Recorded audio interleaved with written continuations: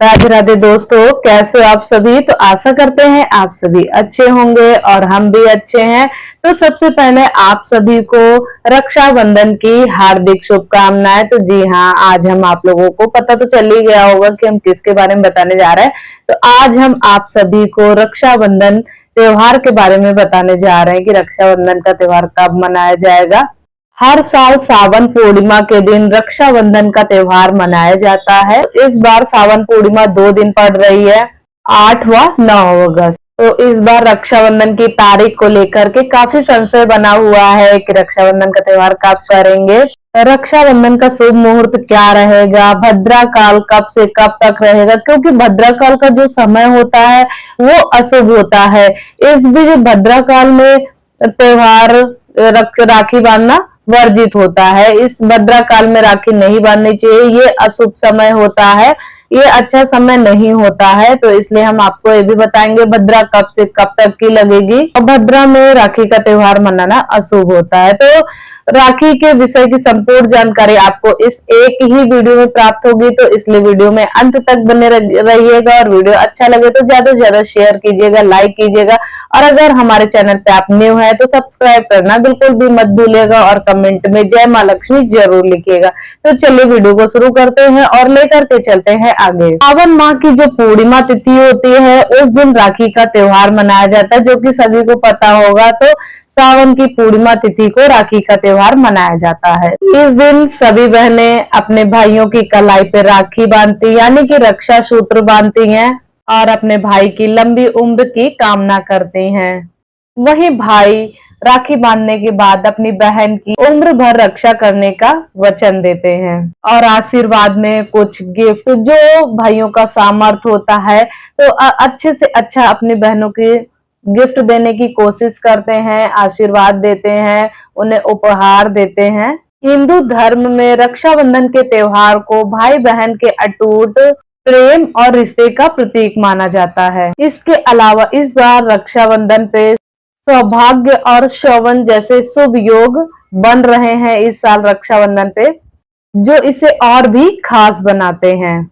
साथ ही सर्वार्थ सिद्धि योग भी बन रहा है, जिसे किसी भी मांगलिक कार्य के लिए शुभ व सर्वोत्तम माना जाता है। योग में राखी बांधना अत्यंत फलदायी माना गया है, शुभ माना गया है। इससे घर में सुख शांति का वास रहता है। तो राखी के त्योहार में जो भद्रा का होता है, भद्रा काल का समय होता है, उसको जो भद्रा काल का समय होता है उसका सभी को विशेष ध्यान रखना पड़ता है, क्योंकि भद्रा काल में राखी नहीं बांधनी चाहिए, क्योंकि भद्रा काल अशुभ समय माना गया है, जो किसी भी शुभ काम में जो है तो विघ्न पैदा कर देती है। ऐसे में आप गलती से भी रक्षाबंधन का त्योहार भद्रा काल में ना करें, क्योंकि इसका जो कुप्रभाव होता है तो भाई बहन दोनों के जीवन में पड़ता है। तो इसलिए आप ऐसी गलती ना करें। और हमेशा ध्यान रखना है, राखी बंधवाने के लिए भाई को पूर्व दिशा में और बहन को पश्चिम दिशा में बैठना होता है। ऐसा करने से आपको देवताओं का आशीर्वाद प्राप्त होगा। आप भाई बहन पे देवताओं का आशीर्वाद बना रहेगा। और राखी बंधवाते समय भाई को ऐसे नहीं बैठना चाहिए, सर पे कोई रुमाल या साफ स्वच्छ कपड़ा रख लेना चाहिए।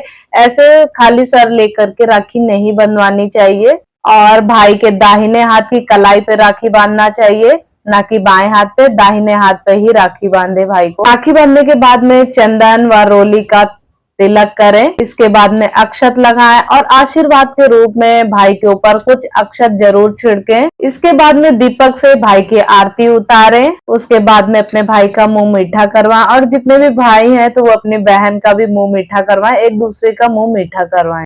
इसके बाद में भाई को भी चाहिए कि भाई अपनी बहन को कुछ वस्त्र, आभूषण या कुछ पैसे, जो भी भाई की श्रद्धा हो, तो उसे अपने बहन को कुछ गिफ्ट आदि भेंट करें और अपनी बहन के पैर छू करके उनका आशीर्वाद लें। इससे भाई बहन के जीवन में सुख शांति रहती है। तो चलिए अब जानते हैं साल 2025 में रक्षाबंधन का त्योहार कब मनाया जाएगा और राखी बांधने का शुभ मुहूर्त क्या रहेगा और इस दिन भद्रा व राहु काल का समय क्या रहेगा, यह भी जान लेते हैं। तो हम आपको बता दें, सावन की पूर्णिमा तिथि की शुरुआत 8 अगस्त 2025 की दोपहर 2:12 पर हो जाएगी। और सावन की पूर्णिमा तिथि की समाप्ति 9 अगस्त 2025 को की दोपहर 1:24 पर होगी। तो ऐसे में रक्षाबंधन का त्योहार 9 अगस्त 2025 को मनाया जाएगा। उस दिन शनिवार रहेगा, तो उस दिन मनाया जाएगा। और राखी बांधने का शुभ मुहूर्त 9 अगस्त को सुबह 5:47 से शुरू होकर के दोपहर 1:24 तक रहेगा।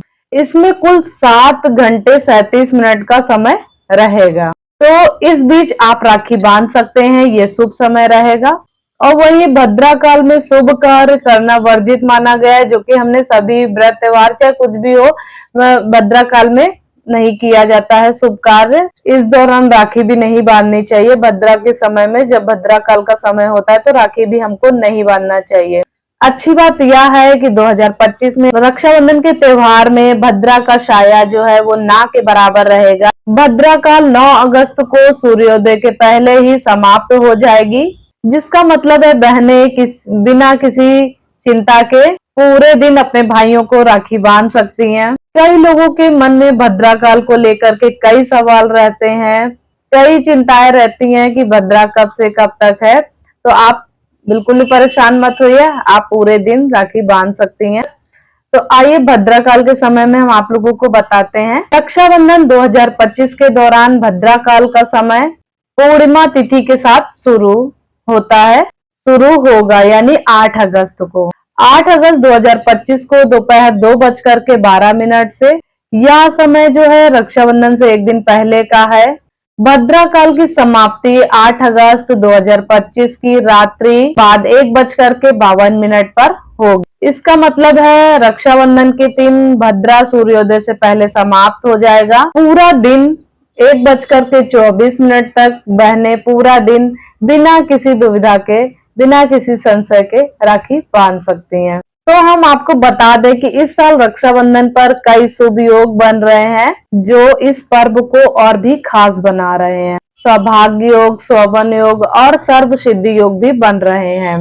ज्योतिष शास्त्र के अनुसार इन योग में किए गए कार्य जो होते हैं वो शुभ होते हैं और अत्यंत फलदायी होते हैं और जीवन में सुख समृद्धि लाते हैं। ब्रह्म मुहूर्त सुबह 4:22 से 5:04 तक रहेगा और अभिजीत मुहूर्त दोपहर 12:17 से और दोपहर 12:53 तक अभिजीत मुहूर्त रहेगा। और इस दिन सूर्योदय का समय सुबह 5:47 पर रहेगा और सूर्यास्त का समय जो है तो वो शाम 7:06 पर रहेगा। और इस दिन राहु काल का समय सुबह 9:07 से लेकर के सुबह 10:47 तक रहेगा। तो राहु काल भी जो होता है वो अशुभ समय होता है। इस दौरान कोई भी शुभ कार्य नहीं करना चाहिए। महाभारत के दौरान एक बार राजसूय यज्ञ के लिए पांडवों ने भगवान कृष्ण को आमंत्रित किया। उस यज्ञ में श्री कृष्ण के चचेरे भाई शिशुपाल भी थे। उस दौरान शिशुपाल ने भगवान कृष्ण का अपमान किया था। जब पानी सिर के ऊपर चला गया तो भगवान श्री कृष्ण को अत्यंत क्रोध आ गया। क्रोध में श्री कृष्ण भगवान ने शिशुपाल पे अपना सुदर्शन चक्र छोड़ दिया। शिशुपाल का सिर काटने के बाद जब चक्र भगवान के पास लौटा तो उनकी तर्जनी उंगली थी तो उसमें गहरा घाव हो गया। यह देख करके द्रौपदी ने अपनी साड़ी से एक टुकड़ा फाड़ करके उनकी तर्जनी उंगली में बांध दिया। द्रौपदी के स्नेह को देखकर भगवान श्री कृष्ण अत्यंत प्रसन्न हो गए और उनको वचन दिया कि द्रौपदी के हर स्थिति में, हर परिस्थिति में उनके साथ रहेंगे और हमेशा उनकी रक्षा करेंगे। और वो जो उस दिन था तो वो श्रावण पूर्णिमा ही थी। उसके बाद में जब द्रौपदी का चीरहरण हुआ तो द्रौपदी ने श्री कृष्ण को याद किया और भगवान श्री कृष्ण ने उनकी रक्षा की, उनकी लाज बचाई। तो आपको हमारे द्वारा दी गई जानकारी अगर अच्छी लगी हो तो कमेंट में जरूर बताइएगा और हमारे वीडियो को ज्यादा से ज्यादा शेयर कीजिएगा, लाइक कीजिएगा। न्यू है तो सब्सक्राइब करना बिल्कुल भी बिल्कुल भी मत भूलिएगा। तो चलिए मिलते हैं नेक्स्ट वीडियो में, तब तक के लिए राधे राधे, जय श्री कृष्णा, हर हर महादेव, जय श्री राम।